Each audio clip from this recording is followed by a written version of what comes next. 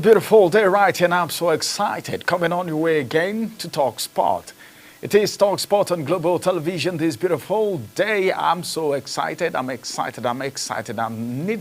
to sound that excitement because a lot of Nigerians were disappointed after the game in Uyo where the Super Eagles drew with Zimbabwe. And of course, the anger was so obvious with a lot of Nigerian players. But then I'm excited. You know why? Because I know there is still hope for us. A little hope anyway.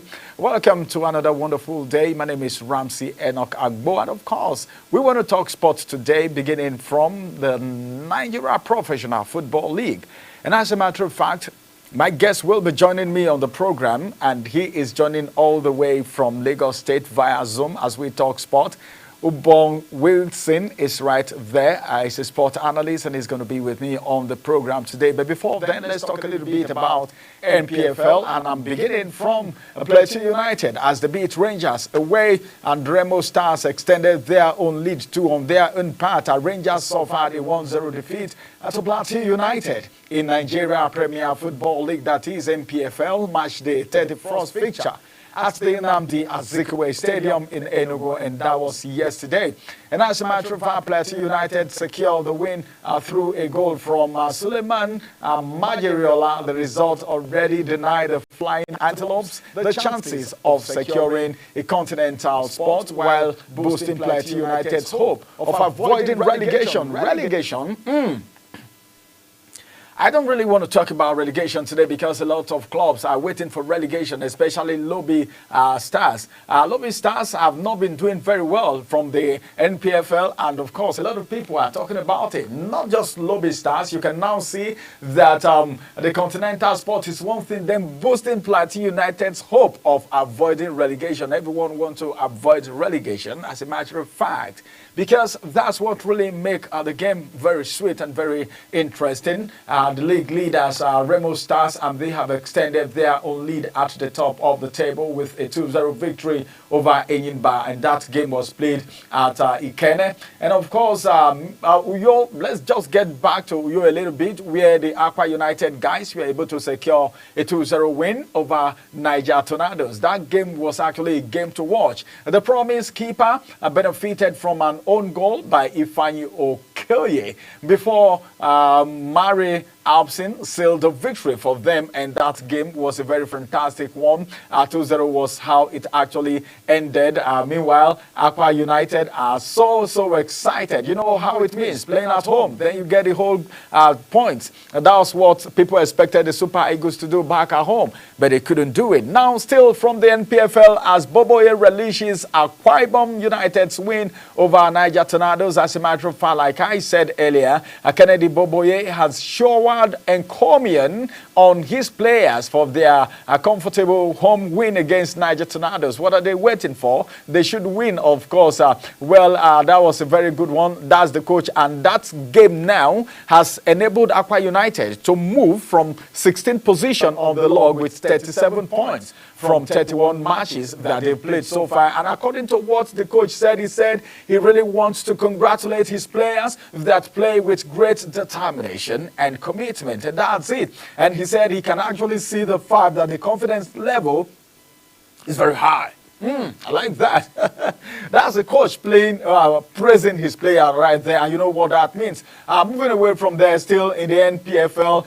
Now let's talk a little bit about Sunshine Stars chairman. The chairman, you know, for a chairman to come out to make statements concerning a game, you should know what that means. Now we're going to talk about Bamidele, of course, Olugun Olua. He has assured, he's the chairman, of course. Let me establish the fact that he's the Sunshine Stars chairman, and he has assured the club supporters that the team will maintain their top flight status. The Owena Waves are currently sitting in the relegation zone. According to the chairman, he urged the supporters to remain calm and continue to support the team. He still have 7 matches. According to him, I'd say they have 7 more matches. There is nothing to fear, and they are going to play in the league with sincerity of purpose, which can actually still will end the football season above the red zone for them. Everyone is trying everything possible to escape from the relegation zone. And finally, from the NPFL, poor game management is responsible for Shooting Stars' draw with El Kanemi Warriors. This Ogunbote talking right there. Who is Ogunbote? Someone may want to know. Let me establish the fact that the Shooting Stars technical advisor, his name is Gbenga Ogunbote, and he said he is so disappointed with his side's failure to actually manage their 2-goal lead against El Kanemi Warriors. You know what it means? Okay, the Oluyole Warriors, I call them Oluyole Warriors, they actually led 2-0 in the first half, courtesy of goals from Gideon Monday and Sadiq Ibrahim, but then they couldn't maintain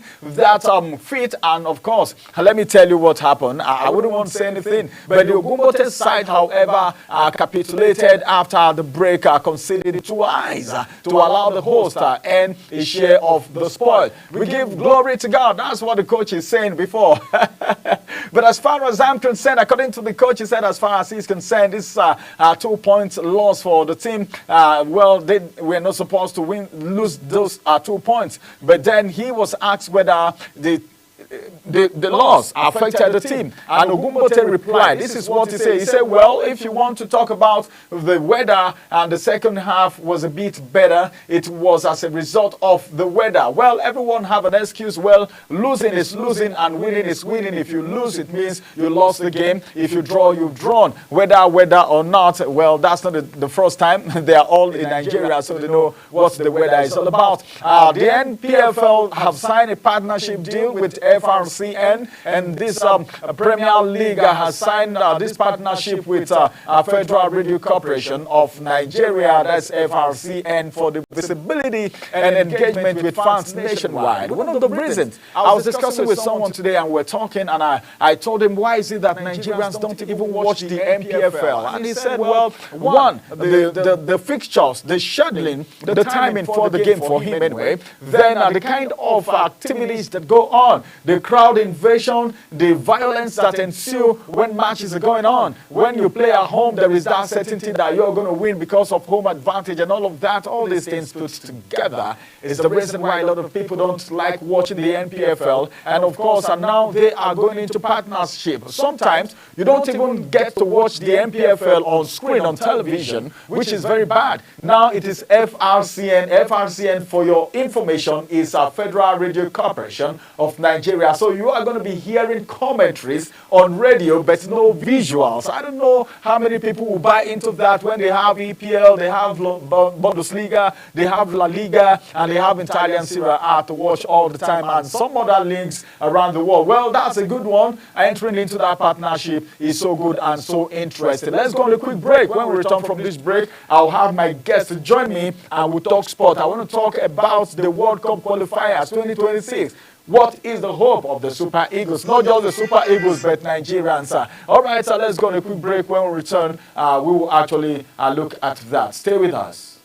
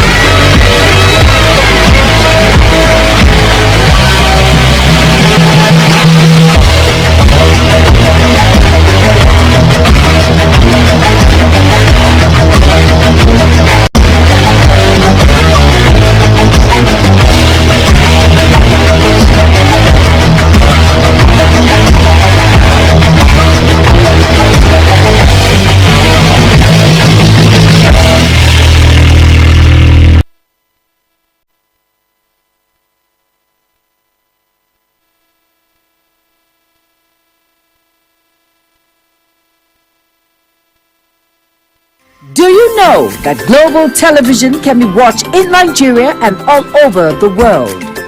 Download the Global TV Nigerian mobile app for Android and iOS devices to watch Global Television real-time from around the world. What are you waiting for? Start downloading and stay connected to Global Television.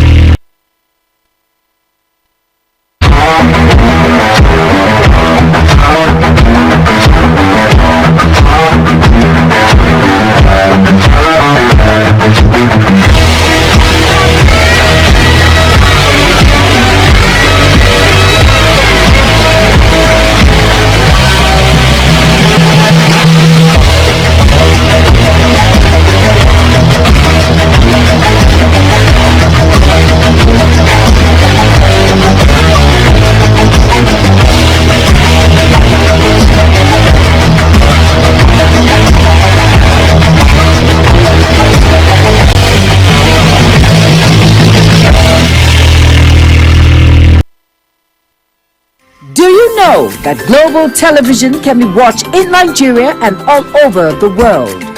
Download the Global TV Nigerian mobile app for Android and iOS devices to watch Global Television real-time from around the world.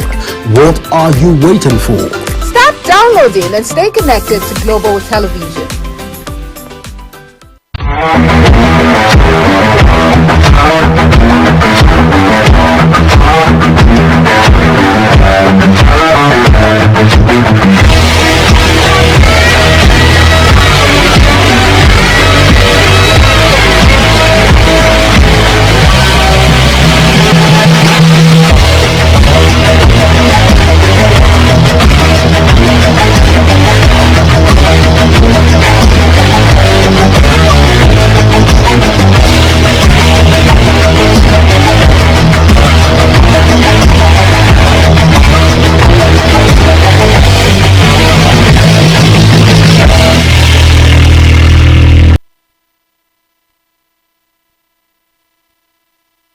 All right, let's quickly look at what's happening from the 2026 World Cup qualifiers. It is still TalkSport live on your screen.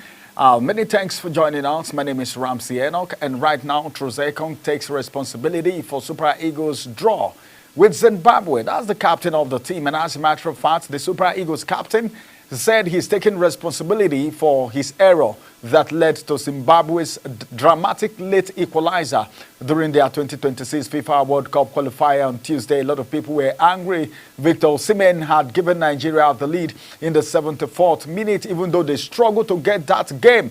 Following a cross from Ola Aina, however, Zimbabwe restored parity through Tawanda Chiwera's stoppage time striker. It was already stoppage time, 90 minutes before they got that goal. And it was so embarrassing, apart from the fact that we were playing back at home in Uyo. The embarrassment is so much. We're talking about the giants of Africa here, the big boys. How would the big boys be playing a game in their own country? And stoppage time, that's 90 minutes, what a laxity. And that's what a lot of people talk about, because when it's getting to the end of the game, there is this laxity, there is this hope. I tell people, if you're playing any match and it is not 2-0, you need to play with the last drop of your blood until the end of the game, because that's what it means. The stoppage time strike gave them the goal, and Chirewa ghosted past Truce Ekong before slotting the Warriors equalizer under goalkeeper Stanley Nwabali. At that point, Nwabali couldn't do anything because the defenders actually had their issue. It was a defensive error, and Osimhen was not happy at all. You know what it means? You know, being African champion back to back, you know, African player of the year, you know, back to back. Osimhen handed over to Ademola Lookman, and we can't qualify for the World Cup. The whole world is watching.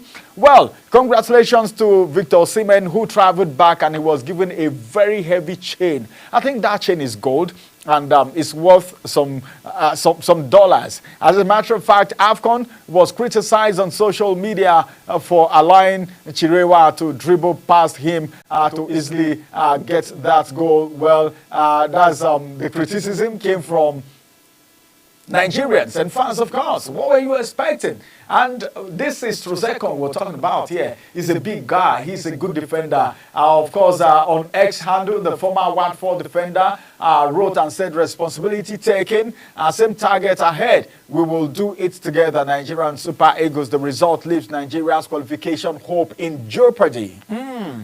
My God, jeopardy. Oh, my God, my God. That's not a good one at all. Let's get my guest in as we talk about all of this right now. It's good to have you join us today, Wilson. Yeah, good morning. Good morning here from Lagos. I hope everyone is doing fine. I'm really excited to be back on the show today on TalkSport, and looking forward to discussing so many things, most especially on the kind of heartbreak that the Super Eagles have brought on us over the past few days. Yes. All right.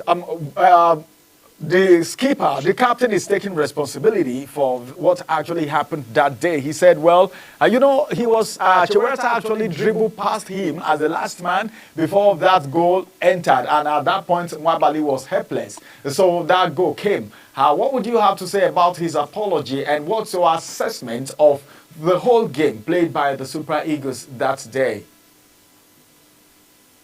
Okay, so my own view. So I feel like the game in Rio was quite a good game. It's one of the games where we saw the Super Eagles of Nigeria dominate from start to finish. That's what it looked like.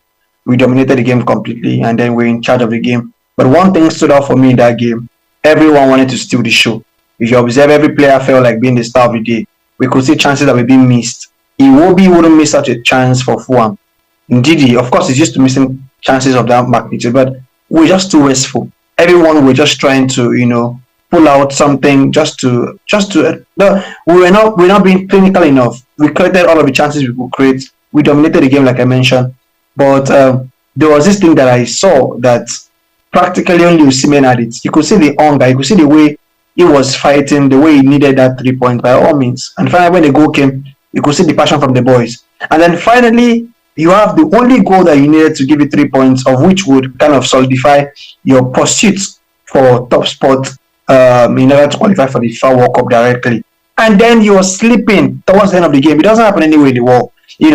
I would not even want to blame Ekong directly, because all of the midfielders were there watching. They were there watching as Zimbabwean, they breezed past all of our midfielders before finally getting to Ekong, and then made a whole mess of Ekong, and then finally slotted the ball into the back of the net.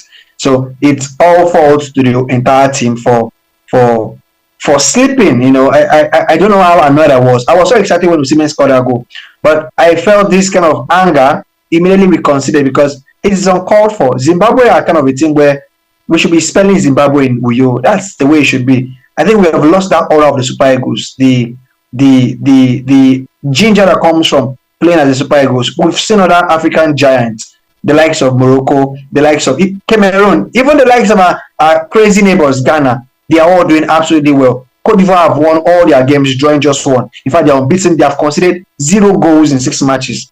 That's the way champions play. That's the way big nations play. But all of the big nations are on top of their group. Out of Senegal, Senegal are quite second with about 12 points. But here we are struggling to even make it to the top 3 in a group that we have Zimbabwe, Lesotho, South Africa. No, we're above this. So it's quite sad and embarrassing. But we can never say it's impossible till it is mathematically impossible. Yes.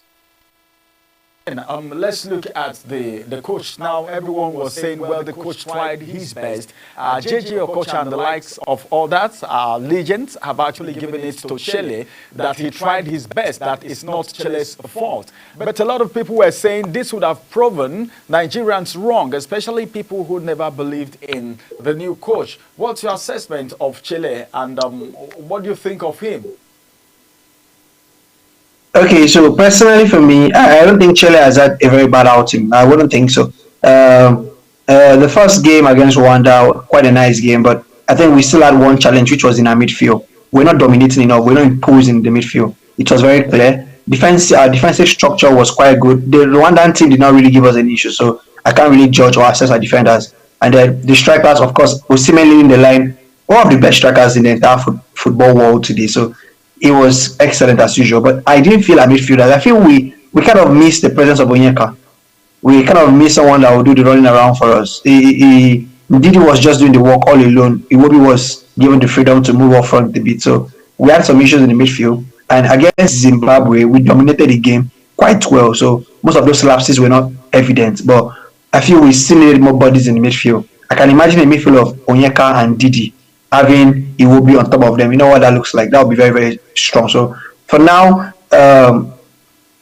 Eric Chelle is quite okay, but I also feel like when you're coaching a star-studded team like Nigeria, you know, where individual quality could actually give you the victory. Just one moment from Lookman could give Nigeria 3 points. One moment from Osimhen can give Nigeria, you know, any trophy. So when you're blessed with this kind of a team, you just need to do your basics right, and that's all. So he almost got, I could say, yes, he had his basics right, but we could only do better in the midfield area. So for now, assessment 4 points out of a possible 6, fair enough.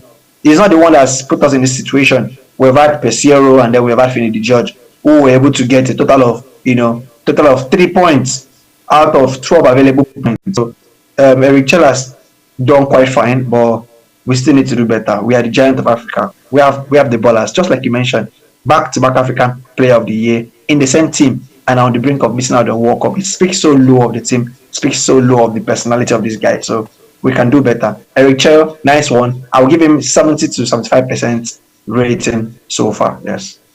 All right, thank you very much for that analysis. Same thing I always say, African best back-to-back, and we are where we are. Well, I think Chelle, for me, is on top of his game. Remember, in just this very short period, we've had a lot of coaches coming in after our foreign coach left. And of course, this is about the third or fourth coach that the Super Eagles are having. And the little time they have to fraternize, they were able to come up with this. So in the nearest future, we can see something good happening. But now let's talk about Victor Osimhen and his fitness already. Galatasaray forward Victor Osimhen is said to be in contention to play in the highly anticipated Istanbul derby against Besiktas, and that's going to be on Saturday. Amid concern that he suffered a knock during the international break. Osimhen was on duty for Nigeria during the 2026 World Cup qualifiers against Rwanda and Zimbabwe, and he was outstanding, like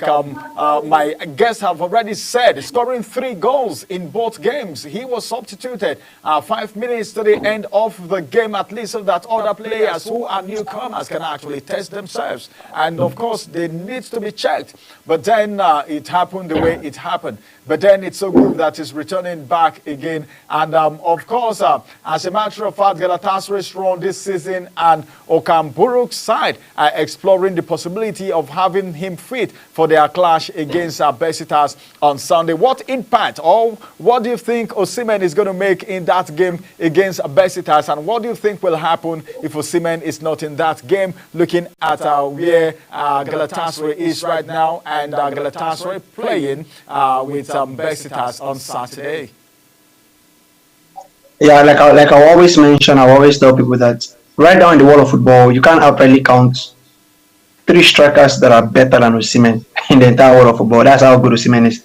Highest goal scorer in the Turkish league so far, with less number of games played compared to the other leaders on the stats board. 20 goals scored so far, 31 goals across all competition, 36 goal contribution in 36 games this season for Victor Osimhen. That shows the level this guy is. A light striker, top notch. So we are excited that the knockoff he had in the last game against Zimbabwe was kind of a minor knockoff, and then he's fit and ready in contention to maintain his starting spot in the Galatasaray team against Besiktas over the weekend. It's a big game for Galatasaray because Fenerbahce are quite closing up on the table, so it's important to extend the gap so that our 2023 African Best Player can add up another division title to his list of titles, after winning the Scudetto for Napoli in the 2022-2023 season.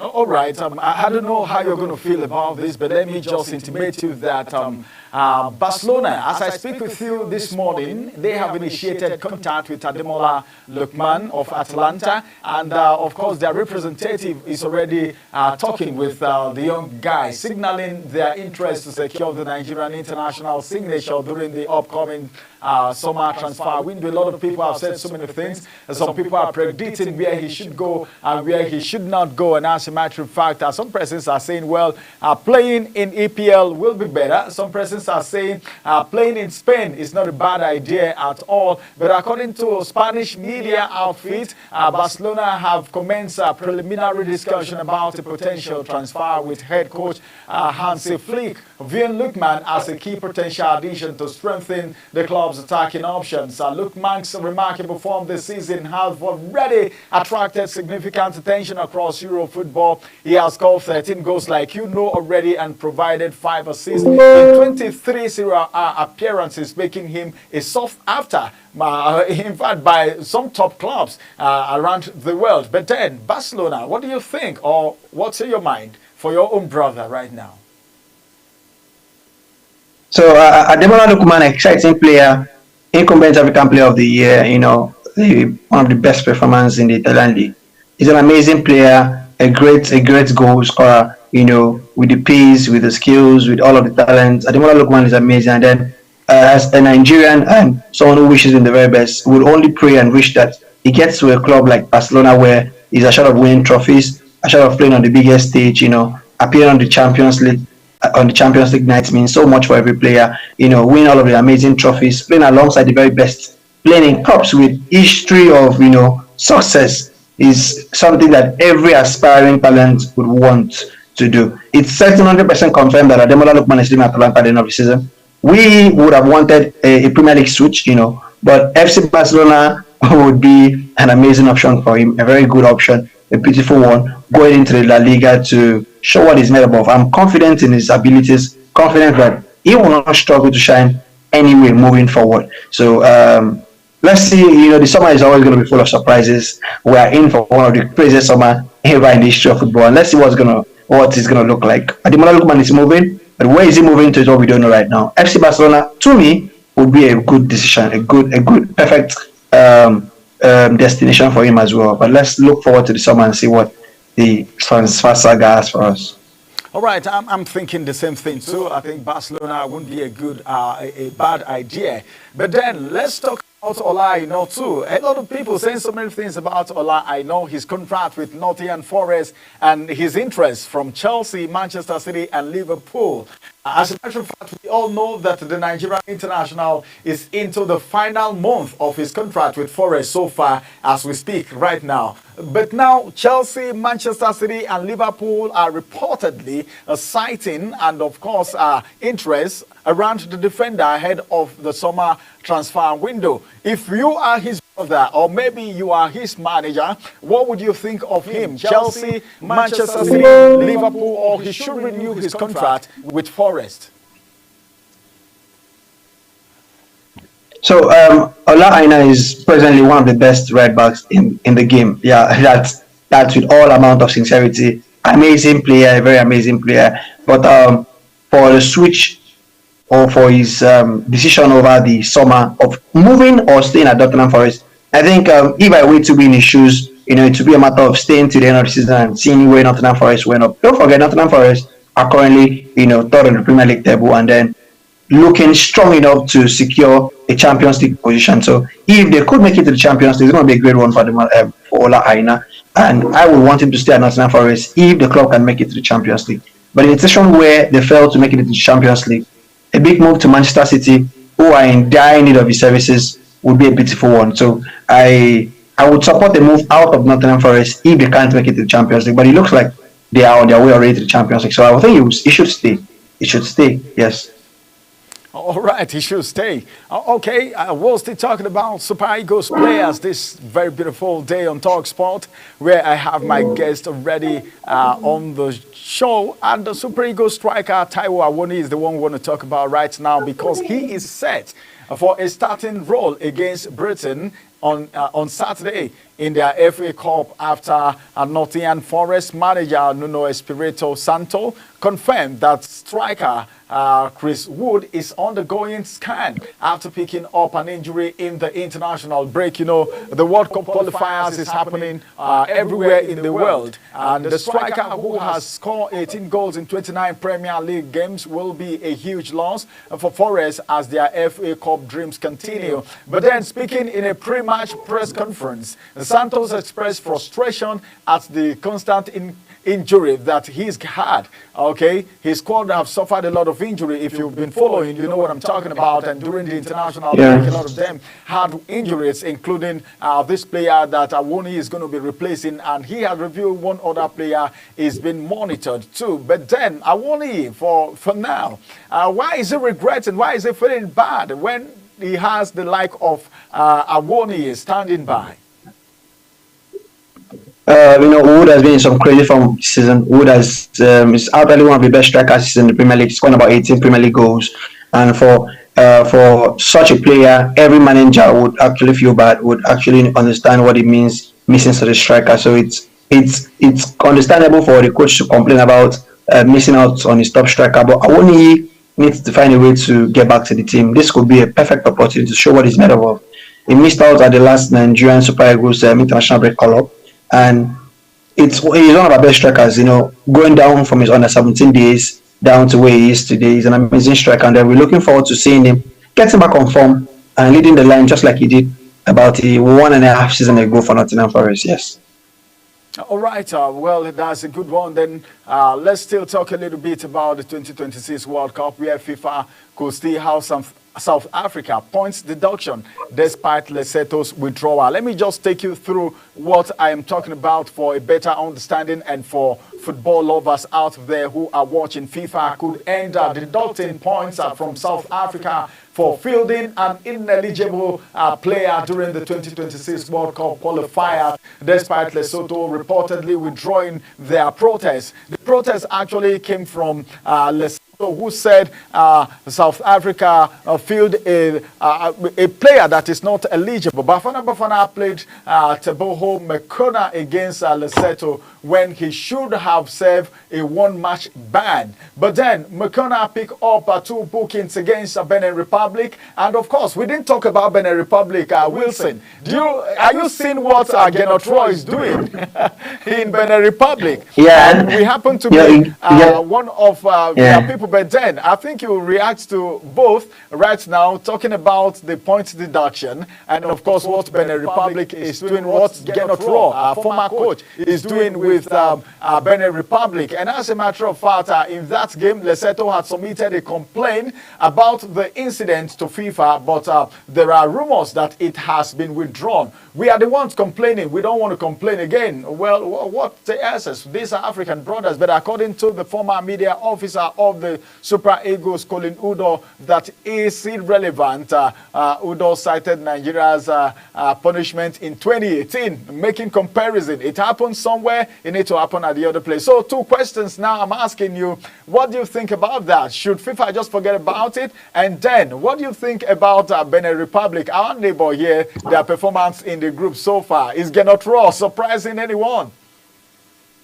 Truthfully about I'll start with the issues with South African players. So part of the verdict is more like the protest needs to be done in, I think, less than about 48 hours after the game has been played. And so there were issues surrounding the whole the time frame of the protest being made by the Lesotho FA and by the Super Eagles, of course, because there were rumors that the NFF has also raised the case upwards. But there's something about rules, something about lay down rules.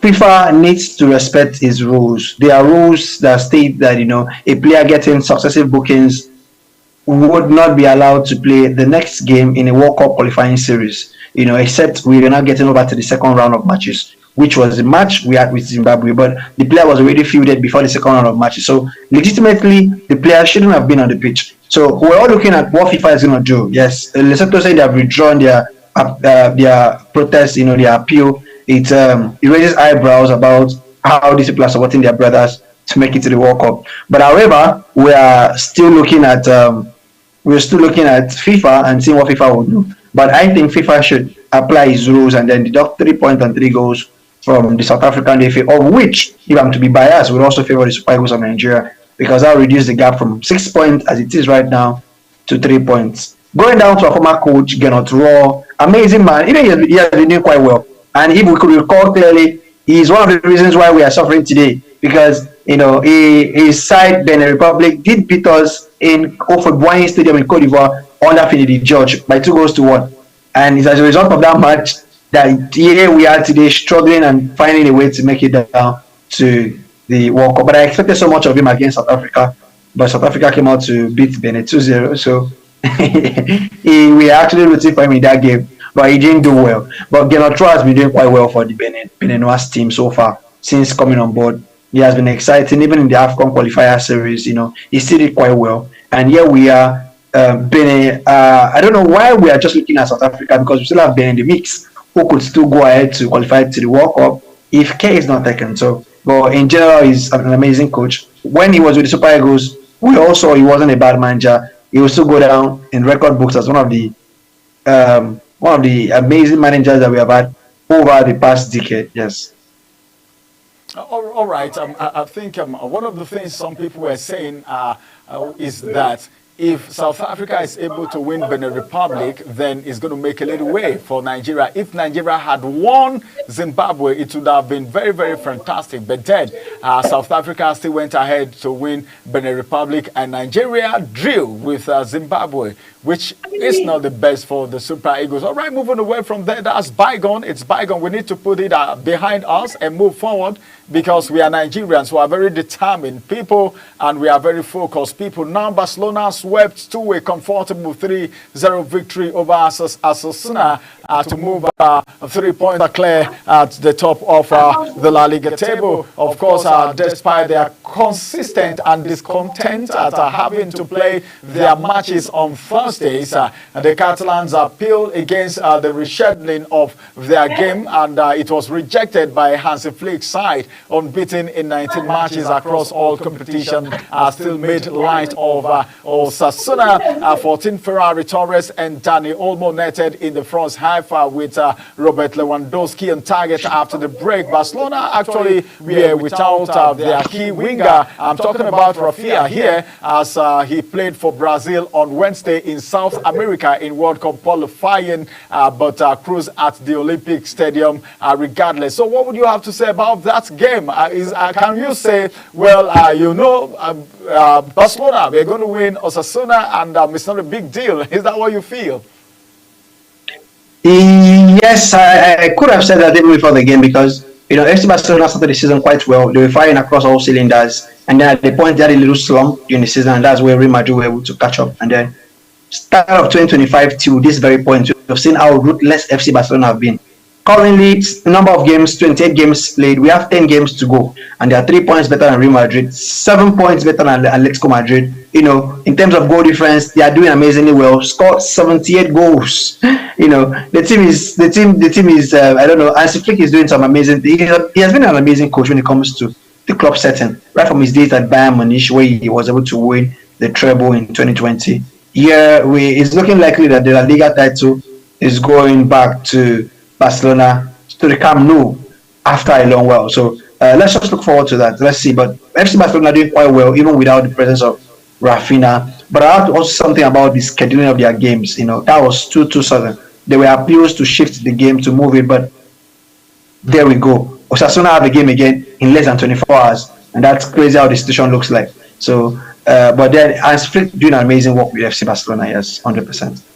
All right. As a matter of fact, let's still talk about Barcelona a little bit because this looks more like a competition. But then, let me seek your own opinion because someone is making a statement right here, and I need to tell you that Yamal has named himself and Pedri as the most talented players in the Blaugrana squad. I don't know if you have a different opinion. Yamal is the one that had named himself. What an audacity for me, even if you're good. Well, you seems to blow your trumpet sometimes when nobody else is blowing your trumpet. That's why they said, if Lisa fall from on top tree, if nobody did there to hail him, he would nod in head. Now Yamal is saying himself and Pedri are the most talented players in the Blaugrana squad in Barcelona. What do you think? Are you of the same school of thought?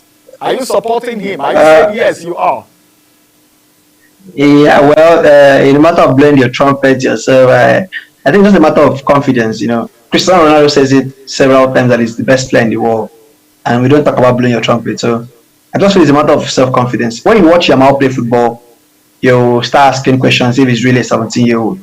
The confidence, the aura he oozes on the pitch, you're confused if this young man is really, he's really 17. So being talented is by all standards the most talented player in the squad. Yes, he is. Yamal, he is. At his age, don't forget, he's on top of the assist leaderboard in La Liga so far, has 11 solid assists. 2 assists better than Naki Williams from Bilbao, who is second on the law. So Yamal is that good. Pedri as well, another talented player there. We have the likes of Gavi, we have the likes of Kubrasi back in the defense line. Amazing players, but Yamal, Pedri, yes, I align with his opinions. I align 100% with his opinions.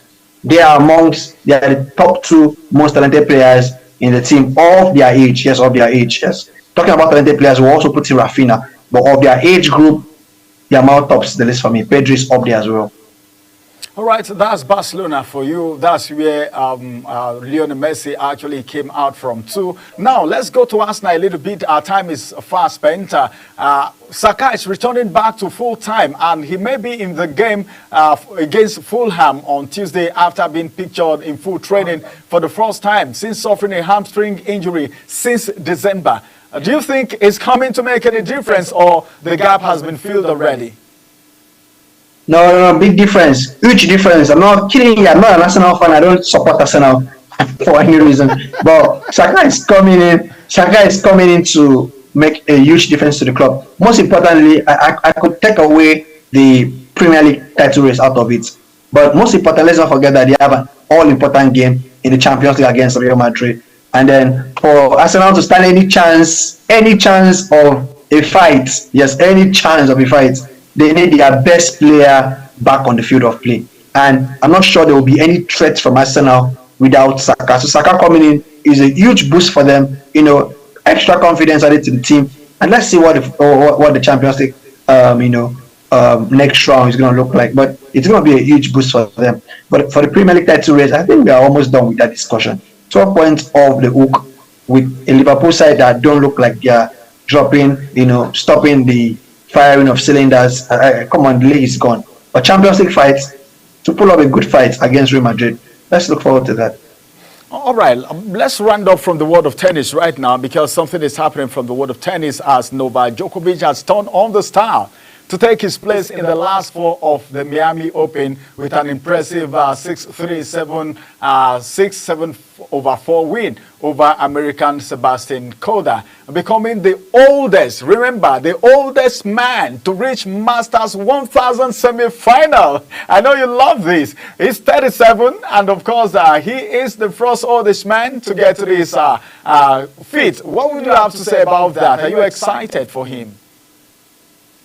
100% excited for the greatest of all times, the 24-time Grand Slam winner, Novak Djokovic. And then important to note as well that Novak Djokovic is striving to reach his 100th career title, which is also the highest in history. He has currently 99 career titles, and he's looking forward to getting the 100th title.